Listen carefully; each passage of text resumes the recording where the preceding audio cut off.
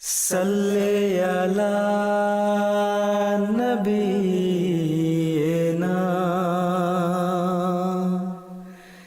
Salli ala Muhammadin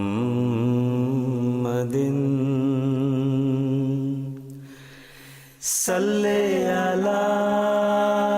nabiyyina Salli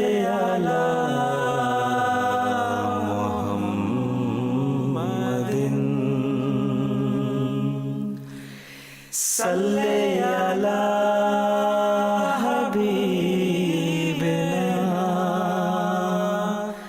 Salli ala Muhammadin Salli ala Muhammadin. Now we'll have Yoruba translation of the same lecture, and inshallah within 5 minutes, I hope it should be finished. Assalamu alaikum wa rahmatullahi wa barakatuh. Bí a bá wo bí igi àràbà bí ó ṣe ga tó bó ṣe fẹ̀ tó àwa náà la mọ̀ ipe igi ńlá ni àmọ́ bó ṣe ga tó yìí bó ṣe fẹ̀ tó nísàlẹ̀ hóró ọkà kan òun náà ló pilẹ̀ rẹ̀ hóró èso kan òun ló pilẹ̀ igi èso àràbà yìí bí ìjì sílẹ̀ lójú ọ̀nà Ọlọ́run ọba bó ṣe rí gẹ́lẹ́ òun náà nílé yìí Ọlọ́run ọba sọ náà Al-Qur'ani pé àpèjúwe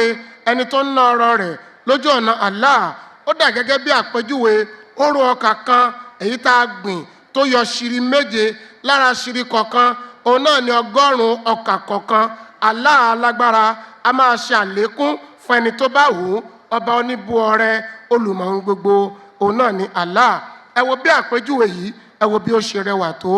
ìjùsílẹ̀ lójú ọ̀nà ìjùsílẹ̀ owó wa lójú ọ̀nà Ọlọ́run ọba àṣírí ìjogún ìsúnmọ́ Ọlọ́run òun náà ni kókó ìbánisọ̀rọ̀ yìí. Hazrat Muhammad alayhi salam wọ́n ní ọ̀nà 8 òun náà ló wà tí a fi ní ìsopọ̀ pẹ̀lú Ọlọ́run ọba. Ọ̀nà 5 tí wọ́n là kalẹ̀ òun náà ni kí a máa ṣèjùsílẹ̀ ní ojú ọ̀nà Ọlọ́run ọba. Àwọn onímọ̀ ìjìnlẹ̀ sáyẹ́ǹsì wọ́n ṣàpèjúwe pé ní kété tí ẹ̀dá bá ti kú bí ìṣẹ́jú 8 sí ìṣẹ́jú 10 òun náà ní ara rẹ̀ á bẹ̀rẹ̀ sí ní sun á bẹ̀rẹ̀ sí ní gbáradì láti máa jẹrà díẹ̀díẹ̀ àmọ́ ohunkóhun tí a bá ná lójú ọ̀nà Ọlọ́run ọba ó dúró gẹ́gẹ́ bí sadakatul jariya tí ó máa ṣàn tí ó sì máa mú àǹfààní wá fún ẹ̀mí ẹni tí ó ṣe ìjùsílẹ̀ náà. Hazrat Muhammad alayhi salam wọ́n ní kò rọrùn kò ṣeé ṣe kí ẹ̀dá nífẹ̀ẹ́ ọrọ̀ àbí owó kí ó tún ní ìfẹ́ Ọlọ́run ẹyọ kan là á nífẹ̀ẹ́ lẹ́ẹ̀kan ṣoṣo. Nígbà tí ọba ilẹ̀ Iraq ní ìgbà kan rí tí ó fẹ́ gbógun ti ilẹ̀ Iran ó gbìyànjú títí kò rí i ṣe àmọ́ ó gbé jagunjagun kan dìde ó dín ní oṣù 6 sí oṣù 12 òun náà ní jagunjagun yìí ń lò kó tó di pé ó ṣẹ́gun Iran. Nígbà tó ṣẹ́gun tán wọ́n fẹ́ dá jagunjagun yìí wọ́n fẹ́ dá lọ́lá wọ́n gbé ẹ̀wù ọba ìkan náà àwọn ẹ̀wù ọba wọ́n gbé wọ́n lọ́rùn. Arákùnrin kan tá ń pè ní Ṣìbílí ó wà ń bẹ̀ ǹjọ́ náà lọ́hùn. Ẹni tí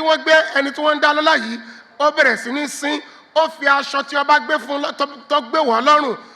ó fi nu imú bó ṣe fi nu imú ọba ní àwọn ọ̀rọ̀ olóyè. Ṣìbílí bẹ̀rẹ̀ sí ní sunkún pé bí ó bá lè rí báyìí fẹ́ni tó ti gbogbo ìgbésí ayé ẹ̀ ṣe ìjùsílẹ̀ lójú fún ìlú nítorí pé ó fi ẹ̀wù nu imú lásán ta ni òun bí ọwọ́ Ọlọ́run ọba tó bá gbá òun mú báwo lòun ṣe ṣe látẹ̀ní ìmọ̀ náà ọ̀rọ̀ mi ní ojú ọ̀nà Ọlọ́run ọba. Nípa bẹ́ẹ̀ ìfẹ́ Ọlọ́run ó nìkan la lè jogún nígbà tí a bá ná ọ̀rọ̀ wa ní ojú ọ̀nà Ọlọ́run ọba. Hazrat Muhammad alayhi salam ó ṣàlàyé pé àsìkò ti tó wà yìí kí gbogbo ọmọ ìjọ kó bẹ̀rẹ̀ sí ní ṣe ìjùsílẹ̀ ní ọlọ́kan-ò-jọ̀kan nítorí pé níbẹ̀ òun náà ni ìyọ́nú Ọlọ́run ọba wà. Bákan náà Ọlọ́run ọba sọ pé ta lẹni náà tó máa yá Ọlọ́run ọba ní ọrọ̀ tí ó sì san ẹ̀san rẹ̀ fún láì ní òdiwọ̀n. Ẹnikẹ́ni tó bá ná ọrọ̀ rẹ̀ lójú ọ̀nà Ọlọ́run ọba ìná kò ní tán títán kò ní dé bá ọrọ̀ rẹ̀ bẹ́ẹ̀ sì ni yóò máa lálùyọ kò ní tá ọ̀nà kó tó rí jẹ kó tó rí mu. Àwọn àǹfààní tó wà nínú ká ná ọrọ̀ wa lójú ọ̀nà Ọlọ́run ọba òun náà lélẹ́yìí àáfi rí ìfẹ́ Ọlọ́run ọ̀rọ̀ wa á sì máa gbòòrò sí ìbátan wa pẹ̀lú Ọlọ́run á máa gbòòrò sí jazakumullahu assalamu alaikum.